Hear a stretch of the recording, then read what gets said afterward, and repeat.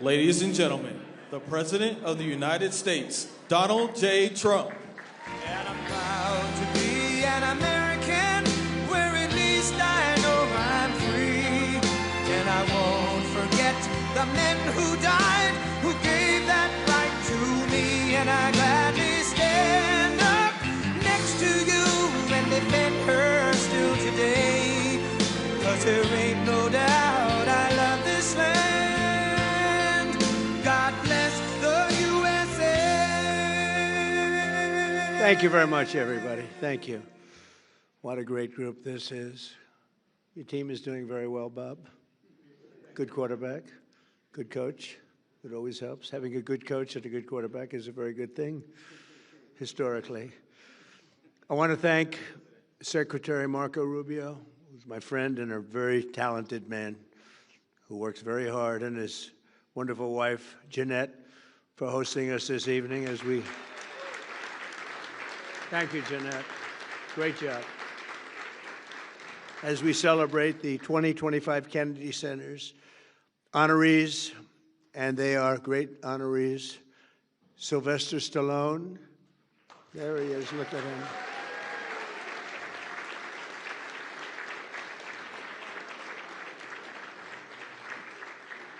He got stuck in traffic, but he made it. He wasn't going to miss this under any... We heard he was walking up. I said, okay, now we can start. You look great. Thank you both very much. Jennifer, thank you very much. George Strait. Thank you, George.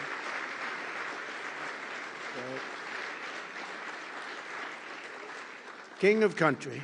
That's great. Gloria Gaynor. Gloria.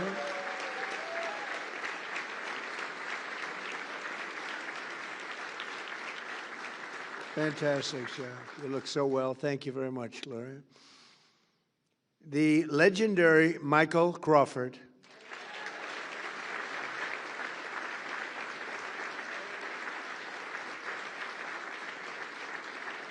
Thank you, Michael.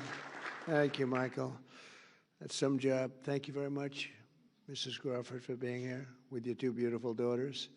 Really an honor to have you. I don't want to say how many times I've seen you in Phantom, but you know, when you have a great artist, it's true with paintings, it's true with music, it's true with dance. Every time you see it, it gets better. And you see things you've never seen before, but I've seen you many times, and there's never been anybody like you. Thank you very much, Michael. Congratulations. And the truly legendary rock band Kiss. Thank you, fellas. Thank you.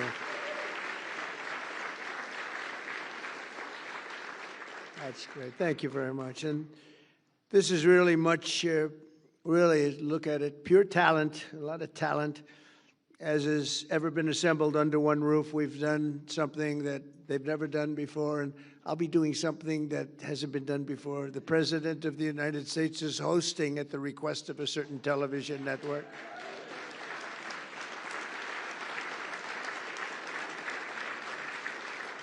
And I'm doing it because I feel it's very important that we all get out and do something. And if that can make a difference, that's tremendous. But we have such wonderful people, and I don't mind doing it. But these are some of the greatest of all time, and congratulations to all of you. And thank you very much to Tiffany and Company. They've really done a beautiful job with the medals. And I want to thank you, beautiful families, every one of you. You brought large numbers of your families here, and we appreciate that. And they appreciate you, I can tell you. A very special thanks as well to our terrific Kennedy Center Board of Trustees, along with Executive Director Rick Grinnell. The Board of Trustees has been amazing. It's got to be the hottest board, or I don't know, the Supreme Court is pretty hot. I always say the Supreme Court, the U.S. Senate, the NFL Owners Committee, I think that's pretty good too. But I think the board of the Kennedy Center is turning out to be, we have so many people that want to get on. I have so many enemies now because they want to be on the board, and I'm sort of saying you can't have it. Can't get any more. But Rick, you've been fantastic, and Ambassador Sergio Gore, who's now going to India. Good luck. We may never see you again. 1.5 billion people. Think of that. 1.5 billion. Can you handle that, Sergio? I think you can. You can handle anything. But you're going to be dealing with a very special leader, as you know, a friend of mine, and you're going to do very well. He's very happy that you're going to be the ambassador, so good luck. You're going to be making your journey in 2 weeks. Good luck. I may never see him again. It's very sad. Also, I want to thank Secretaries Howard Lutnick, Doug Burgum, FCC Chairman Brendan Carr, my daughter Tiffany and her wonderful husband Michael, and so many other distinguished guests. We have so many people here, senators. We have other secretaries, and I'm just seeing some of you in the crowd. You are a good-looking crowd. I also want to thank everyone here tonight who has so generously supported our effort to restore and revitalize the Kennedy Center. It was in rough shape to a lesser extent, but the White House was in rough shape. You know, we're bringing the White House back room by room, and they sort of laugh when they say, well, the Lincoln bedroom, we had to fix it up. It wasn't looking too good, but we fixed it up, leaving it the way it was, but fixed up. It's in tippy-top shape. You know, I always used to say, tippy, it's got to be tippy-top. But you had a lot of other presidents that weren't into that. I am. I've always been into it. The Oval Office has reached a new level. The Cabinet Room, everyone wants to see the Cabinet Room, and it's so beautiful now. We took some of the paintings that were downstairs in vaults. They have big vaults. They have 2,000 paintings, over 2,000. We have great curators, 7 of them, and they love the place. Some of them have been there for 40 years, and if they don't like you, you don't get the painting you want. You don't get the Declaration of Independence brought up into the Oval Office. A couple of other presidents suffered without it because they said, I'm not going to be able to do it. But they've been great. But we have tremendous artwork being brought up and has been brought up from the vault. So it was sitting for 100 years, 150 years downstairs under the White House, and now we have it on walls throughout the building. And those walls, before we put them up, we make sure those walls are in perfect shape. I say, you got to make sure these walls are up before you do anything. And we've done a lot of work. We've redone great marble floors that were beat to hell. We've done not good floors that were out of one-by-one boxes from certain stores that are not very good. They shouldn't be there. Those floors should not have been there. And we've replaced them with the most beautiful marble, statuary marble. They call it in Italy statuario. Great white and black marble that forms Greece and big parts of Italy. And Italy, during a time when Italy was extremely strong, and Greece when Greece was Greece. And they had that, and we now have that in the White House, replacing one-by-one tiles that were not good. But we've fixed the White House, and we've fixed the Kennedy Center. The Kennedy Center has some work to be done. We've worked very hard on it, actually. I spent a lot of time there with contractors. I mean, I go around. I have 2 jobs. I have a construction job, which is really like relaxation for me because I've been doing it all my life. But we're fixing the Kennedy. I said, you need a new roof. They said, sir, there's a lot of water coming down. You know, they didn't know. You need a new roof. It's been there for like 45, 50 years. And we're doing everything. We're doing brand new air conditioning. Carrier's been so incredible. They made a donation, a big donation on the ballroom. We were bidding out the ballroom, and Carrier came along, and they said, sir, we'd like to contribute the air conditioning for the ballroom. It was like $17 million. It's a lot of air conditioning and heating. And a great steel company came along and said, sir, would like to contribute the steel. That's a big steel. That's a big account. And we had Caterpillar Tractor come along and said, sir, we'd like to contribute all of the tractors, all of the excavation equipment, and all of the lifts and generators and everything else you have in the ballroom, because it's got a lot of very complex equipment that you wouldn't think of. So I want to thank Caterpillar and others. Others are going to be made public, but they've really been very gracious, and we're having the same thing happen at the Kennedy Center. They view it as a very important thing, and we have marble experts, some of the greatest marble people anywhere in the world, and they're taking this marble that was in such bad shape that everyone said, we have to rip it down, we have to take it down. No, the marble is great, big, beautiful slabs. You don't get them like that anymore. It's very hard. Giant, they call them the giant slabs. They don't make them. but with tender, loving care. And I always say, remember, if you take 1/100th of an inch off the top of the marble, you have brand new marble. People don't know that. They see the marble and they say, oh, the marble's stained or the marble's gone. I say, no, no. If you go just a little bit, if you take just a little bit of that skin off and you get it down, it's called grinding, you grind it down just 1/100th of an inch, you have a brand new slab of marble. And you've saved a little money, to put it mildly, like millions. The marble job was going to cost $59 million. They thought we had to take all the marble off the building and replace the marble with new marble. It was going to cost 59 to, we had prices from 59 to 75 million. I think I'm going to spend $1 million to have it made beautiful. And what you replace it with was not nearly as good as what we already have. So it's sort of, I don't know, I like to tell you those little construction, because we talk politics all the time, and I like politics too. I said to somebody the other day, am I a better politician or construction real estate person? And they didn't know how to answer that question. I'm not sure how to answer it either, if you want to know the truth. But I actually get great relaxation out of fixing the White House and fixing the Kennedy Center. And it takes a little time, but not really, because it's time that some people want to rest. I don't really want to rest. I want to do things. And to me, it relaxes me. It's almost like, it's really almost better than resting. And we're bringing these places of great distinction, we're bringing them back. And the Kennedy Center is going to be incredible. Within 10 months, I mean, you're going to see, we've already done tremendous amounts of work, but within 10 months, you're going to see something that you'll really be amazed at. You know, one of the things with the Kennedy Center, because this is really honoring that tonight, but the sound is great.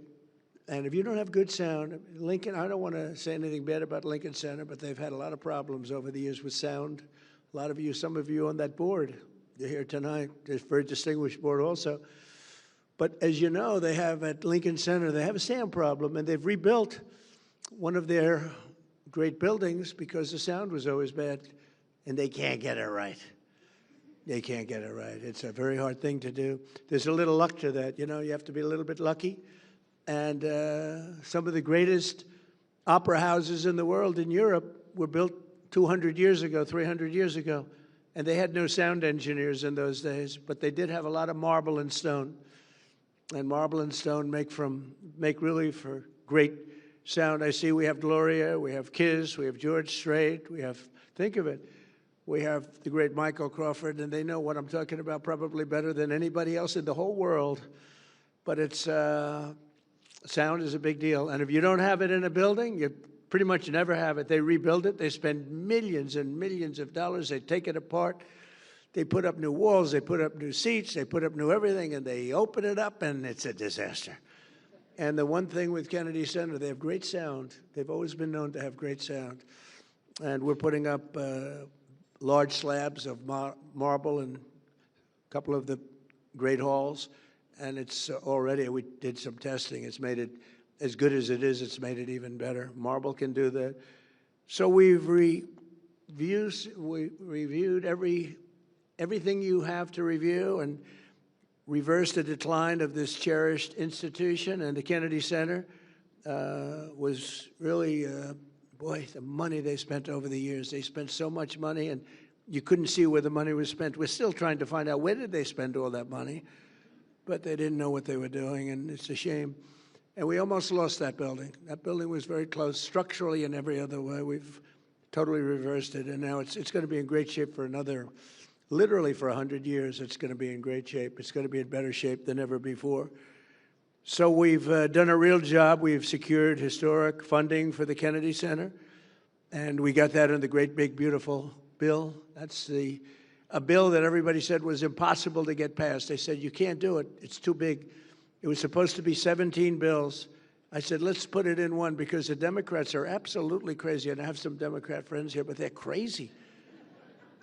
And they might have approved a couple of them, but most of them they wouldn't. I said, if we put it all in one, there's something for everybody. And we got it approved with a pretty small majority. We have the majority, but pretty small majority. We got it approved. And we got some support. We got a little support from some of the rational Democrats. But one of the things we were able to do is help very much the Kennedy Center. We got so many other things. The largest tax cuts in history. No tax on, think of this, tips. No, for the for the workers, no tax on tips, no tax on Social Security for our great seniors, no tax on overtime. Nobody thought that was possible. You're allowed if you buy a car. These people don't know about buying cars because you buy cars probably, you're not going out to borrow a lot of money, the group in this room. But you know what? Middle-income people, they never had this before. If you go out and borrow money, which almost everyone does to buy a car, you're now allowed to deduct the interest for income tax purposes. It's never happened before. It's a great thing. We have so many things in the great, big, beautiful bill. But one of the things we have is we're going to rebuild our city, Washington, D.C. We now have one of the safest cities in the country. It was a horror show when I came here. A year and a half ago, this city was so dangerous. A year ago, it was so dangerous. We've been there 10 months, and now we're setting records for safety. We've had virtually no crime. We had terrorism 2 weeks ago, week and a half ago, horrible terrorism. But it sounds like we were doing so well that the terrorists felt they didn't want to see us do very well. But we have right now the safest capital. We have as safe a capital as anywhere in the world, and we had one of the most unsafe capitals in the world. Thank you. And I walk through the White House, and I'll see especially young women say, "Sir, thank you very much." And I know immediately what they're saying. They're not thanking me for the 8 wars that we've stopped. They're not thanking me for even the tax cuts or any of the other things we've done. They're thanking me because they can actually walk to the White House. They feel safe now in the city, and they are. And I want to thank our National Guard. They've been unbelievable. The National Guard has been great. And Christy and Tom Homan and all the people that work so hard on that. And as you probably noticed, we just went into New Orleans, and we went into Memphis, Tennessee. We went in a light way because we have a lot of opposition there with these people. They want to have crime. I mean, it's the craziest thing, Chicago. But we've brought down crime and just giving it a little dose of what we do really well. But we'll, at some point, just go in and do it exactly the way we want. We won't have any crime, and we'll have very little crime in Chicago, almost none. We'll stop it everywhere. We do stop it everywhere. And we had a governor, a very good governor from Louisiana. Jeff Landry just called, and he said, "Please do me a favor. Would you send the troops into New Orleans? It's really gotten bad." And I said, "We'll do it." We just sent them in, and within about 3 days, everyone said it's like a different place. And he's a smart governor. And some of the governors, you'd be surprised at some of the ones that are calling. But we're stopping crime. I said we were going to, during the campaign, we're going to stop crime. Nobody knew we were going to stop it to this extent. Nobody knew we were going to have a border where in 6 months, not one person came into our country illegally. Think of that.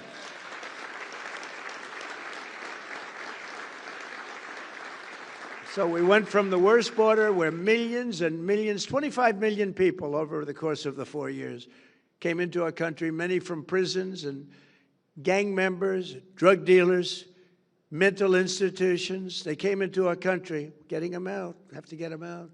Murderers, we have 11,888 murderers. Many of them are now either out or in jail because they'll murder again. More than 50% of those people murdered more than one person. But we took a very strong stand, and people are really liking it. And by the way, drugs coming into our country by sea, down 94%. Okay, down 94%. And I'm trying to figure out who the other 6% is because, frankly, I think they are they got to be the bravest people. Who are the 6% that are still trying to come in? But down 94%.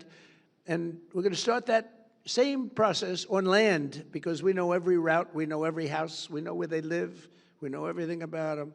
They killed 300,000 people last year.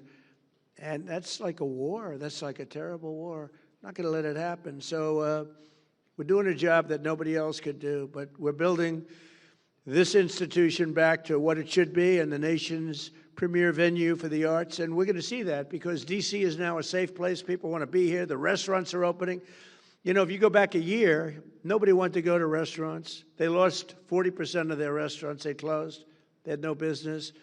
And the restaurants that were open were doing no business, and people felt unsafe, even sitting, waiting for a meal.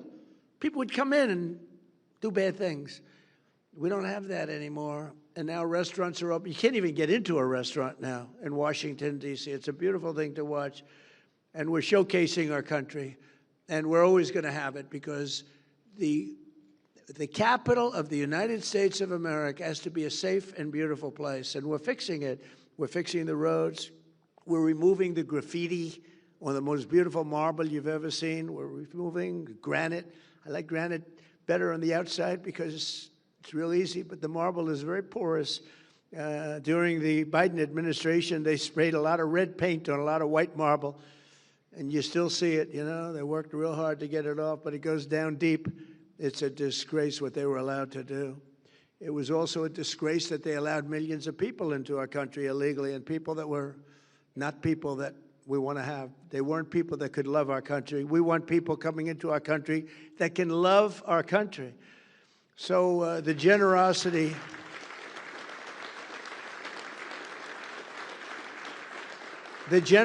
of so many outstanding donors, and Rick mentioned some of them, but we've had so many people that just are so generous. It's been really incredible. And as you know, this is America's 250th anniversary.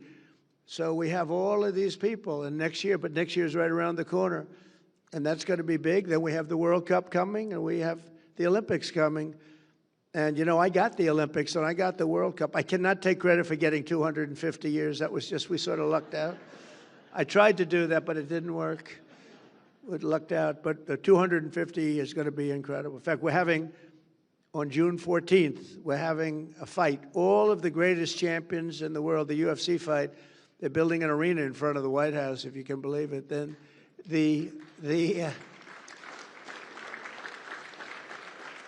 like 6,000 seats, and then they're going to build it for the fight. They're going to have the greatest champions of the world coming, and they're going to have over 100,000 people out. They're putting screens all over certain parts of Washington so everyone can see it. I don't think there'll be anything like it. It'll be on a Sunday night, June 14th.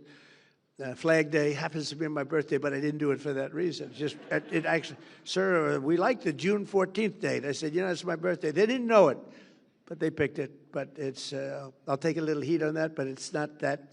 But I will tell you, that's going to be some. Everyone's asking me for tickets for the UFC. But it's going to be great. They're going to have the greatest champions in the world all fighting that night. The great Dana White does a great job, and he wanted to do it. And the White House will be the background of the fight. There'll never be anything like this. There has never been, and there never will be anything like that.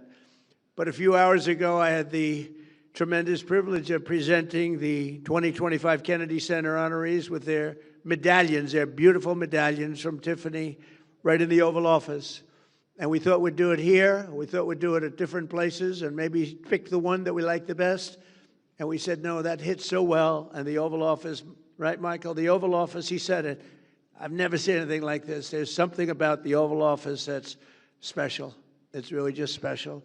Even in its poorer state, it was still the Oval Office, and we appreciate it, and we have great respect. So many things happened in the Oval Office, and they got to see the beautiful cabinet room, which we've brought back to life like it should be. Beautiful. It's a beautiful room, and it's really a beautiful room once again. Actually, more beautiful than it ever was. It was never like this. But the American people are proud of our country. We're proud of our beautiful White House, and we're proud of our beautiful Kennedy Center. And now you have it at the top of the line. The lives they've led, these wonderful people that are here tonight, the legacies that they forged have become integral part of Americans' priceless cultural heritage. All of the people that we honor tonight are such beautiful words. I mean, you're priceless. It's a cultural heritage that you've created, each of you in a very different way, most of you in a very different form, catering to different people, frankly. But you add it up, and it's 100% of our population. Each of them has given us treasures that will be passed down to every future generation. And I don't think you even appreciate what you've done. I don't think you really appreciate your greatness. Decades and even centuries from now, people will still watch and admire the films of Sylvester Stallone. There's nobody else can do those films. Nobody can do it.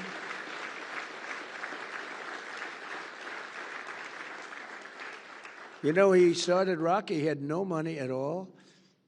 And he had nothing. He had a car that barely couldn't, he left New York. I think a place called Brooklyn, right?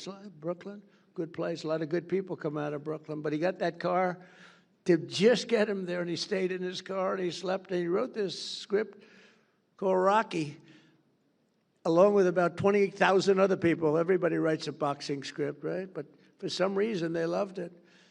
And Sly didn't have 10 cents, had nothing. And they offered him, like, a lot of money. They offered him, I think, $500,000, some number that he never even thought was even possible. And he said, no, I don't want it. I want to make sure that you're casting the right person to play the role. And they said, well, we have stars. And they brought in stars. But the stars didn't have good bodies. They were flabby. They were not really boxers. And Sly would look at some of these guys, big names. He was intimidated in one way, but in the other way, he said, that guy can't play the role. And we won't say the names of the people, but they're really top actors. And for some reason, here's a guy that had no contacts, no anything, but they loved this. One studio in particular loved this script, and they were going crazy over it. And they brought in the top people, and Sly said, let me see your box. And they just have a guy, and he said, he can't play the role. He had a lot of flab around the upper chest area. It's supposed to be solid like a rock. And then they brought in another one. And finally, they looked at Sly. They said, oh, man, you're in good shape. You think you could play the role? He said, I'll play the role. I'm not going to let somebody else play it. And he was actually willing. He thought they'd have somebody. But he said, that's not a boxer. That's not a fighter. These are good movie stars. Keep their shirt on, but they're good movie stars. But they're not fighters, right? And he took that role, and the rest is history. The rest is history.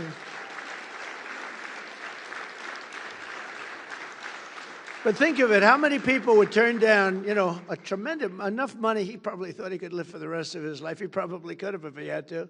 But who would turn down that kind of money? And he did it. He didn't want to have anything to do with it. He wanted it to be right. And who would then think of it as, isn't it just about the largest grossing movie? It's like, there's never been anything like it. Rocky, the whole Rocky series, it's been incredible. And then you had a little thing called Rambo. I loved Rambo, Sly, I'll tell you. I loved Rambo. I got to watch Rambo one time. I said, I wonder what this is all about. I went to a movie theater a long time ago when I used to go to movie theaters. I'd like to go again. I loved them. I loved the popcorn. And it was Rambo. I knew nothing about it, but I liked Sly. So I said, let's go see it. After about 4 minutes, they said, this movie is great.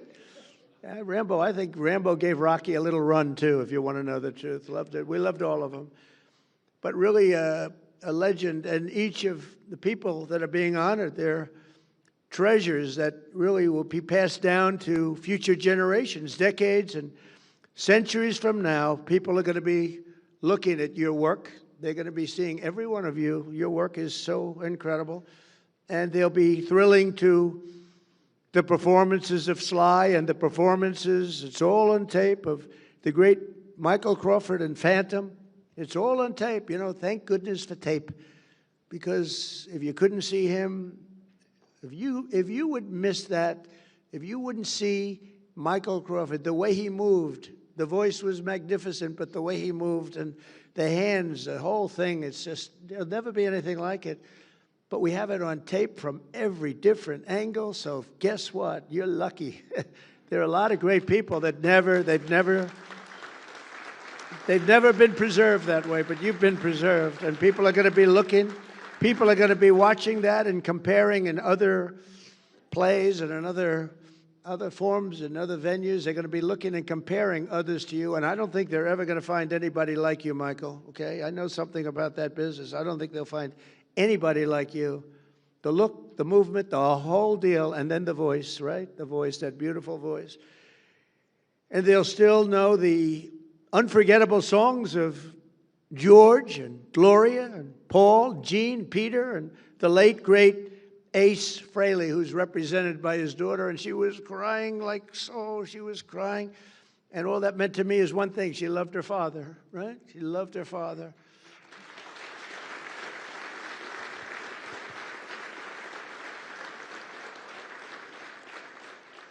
And the guys loved him. That band has stuck together for a long time. I've known a lot of bands, and They don't last too long. They're gone, much to the detriment of themselves, actually. But these guys get along, and I was watching. I love to watch people. And I was watching them, and they really respect each other, and they like each other. I just congratulate you. What a job. What a job you've done. What a great job. Thank you all. I've known Gene for a long time, and I've known the others for shorter periods of time, but they're real talent. And tonight they're really appreciated. The world has seen it, and the world is now watching. They're watching. The whole world is watching this. So thank you very much. On the film sets, Broadway stages, and in sold-out arenas around the globe, these exceptional individuals have spent their lives making the most of their incredible God-given talents. They have talent. They have talent. The great Gary Player, he hits shots. He's 90 years old. He still plays good. He shot a 70 with me the other day. He's 90. We're playing pretty far back, too. He's incredible. You think Biden could do that? I don't think so. Can't lift the club. But Gary was demonstrating shots, and one guy was having a very hard time, couldn't get out of a sand trap. Gary's known as the greatest sand player, #1 ever. He got down in the U.S. Opens, 2 U.S. Opens back-to-back. He got down 69 out of 71 times. I would say that's good. Even if you don't know anything about golf, you'd have to say that's good. But he got down, and this poor man that I was with, he was blessed with talent, but not golf talent. And he cannot get out of a trap. It was sad to watch. And Gary says, "You don't understand." And he dropped 5 balls. Ping, ping, ping, ping, ping. Every ball right next to the hole. And this guy, and he tried it. He hit the ball a foot. He hit the next one over the green like by 50 yards. The whole thing was a disaster. He said, "Well, here's the problem. I've got talent and you don't." And that's what's true about you. You have talent. These 5 groups and people, they have great talent. And if you don't have talent, to be honest with you, there's not a damn thing you can do. You can get a little better. But if you don't have talent, there's not a damn thing you can do about it. All you can do is try and find something else where you do have talent. But I just want to thank that, you shared these gifts, because you're really sharing a great gift with the world. And maybe tonight more so than any time in your career you've shared tonight. Because tonight the whole world is focused on you. I want to celebrate all of this together, and tomorrow we pay tribute to them magnificently, and they're going to see something really special, and it's so great to have this at the Kennedy Center. I want to thank, as you know, FIFA for the award they gave me, but more importantly for choosing the Kennedy Center. We had over 1 billion people watching they were choosing the teams, which team is playing the next team, and you can imagine the thrill. But Johnny, who's the commissioner, he's a fantastic guy.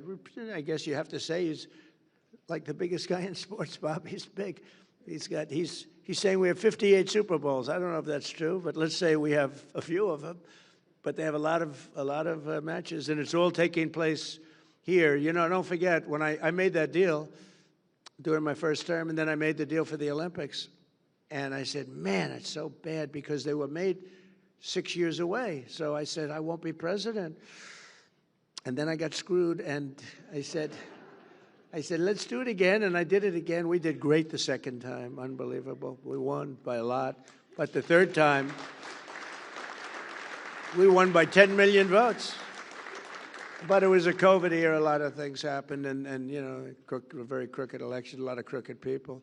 But I said, we got to do it again. That's why we never give up. These people have never given up. They don't give up. Bob Kraft never gave up. Did you ever give up, Bob? I don't think so. Bob Kraft, have you ever given up, Bob? Look at him. He had a lousy team last year. He didn't know what to do. And now he's leading the NFL again. I'm sure your other owners are extremely happy for you, though, Bob, right? They're thrilled. They're just thrilled. But no, people don't give up. The real winners need the talent, but don't ever give up. But as chairman of the Kennedy Center, as president of the United States, and as a true fan of each of these incredible celebrities, but great performers, much more than a celebrity. You're much more than a celebrity. It gives me tremendous pleasure to congratulate them once again and say thank you for your incredible career. Thank you for gracing us with this wisdom and this genius that you have. That's what it is, every one of them. And the First Lady, who you saw yesterday and you're going to see again tomorrow. We're going to be having a good time. She congratulates everybody. She's focused on Christmas decorations at the White House, where she's done a great job. And actually, the press has treated us very good. The first year, the trees were white and beautiful, and the media said, "Why white?" So I said, listen, do something that's more known. So the next year, we did green. And they said, why aren't you doing white? We like the white better. The next year, we did red. We got killed with the red. But so we went through 4 years of that stuff. Nobody does it better. And this year, it's just so good that they actually said the White House looks phenomenal when you add up all of the other things that we've done to it. You know, I tell people, for the first 4 years, I was the hunted. So I didn't have a lot of time to fix up the floors, to redo the Lincoln bathroom. I took a little heat. It was the worst job. It was done in many years ago. It was done during, actually, the Truman administration with very cheap green tile. That was in Lincoln. Now we have it done in beautiful, beautiful paradisial marble. It's all book matched and so beautiful. And people said, oh, why is he wasting time? That's not wasting time. That's saving our heritage. You know, many, many things like that. It's saving the heritage of this country. And it's so important. But I'm just going to leave you with the fact that this is a very brilliant and very important group of people that are in this room tonight. A lot of people wanted to be here, and the ballroom's very small, Marco. I mean, this is like, you know what this is? About 1/10. This is Section A of what's being built. This is like a little corner, but it is beautiful. And I have to say this: Marco Rubio is a great Secretary of State.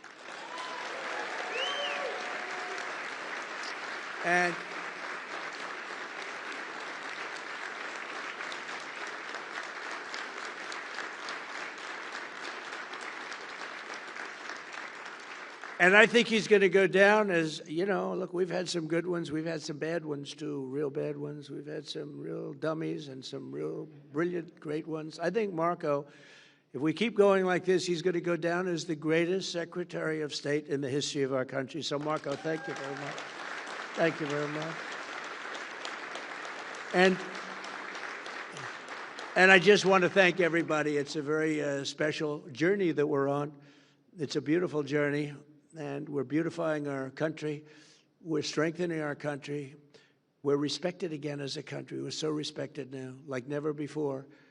And whether it's Europe, Japan, I mean, every one of them, they have tremendous respect. They used to laugh at us not long ago. A year and a half ago, they were laughing at us, and they're not laughing anymore. They respect us like they've never done before.